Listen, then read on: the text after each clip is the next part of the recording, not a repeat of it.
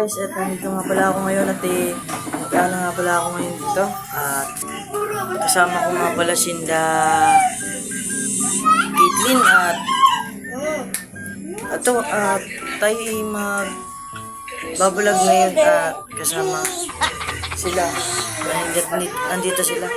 Nandito. At kami trippings din sa ano.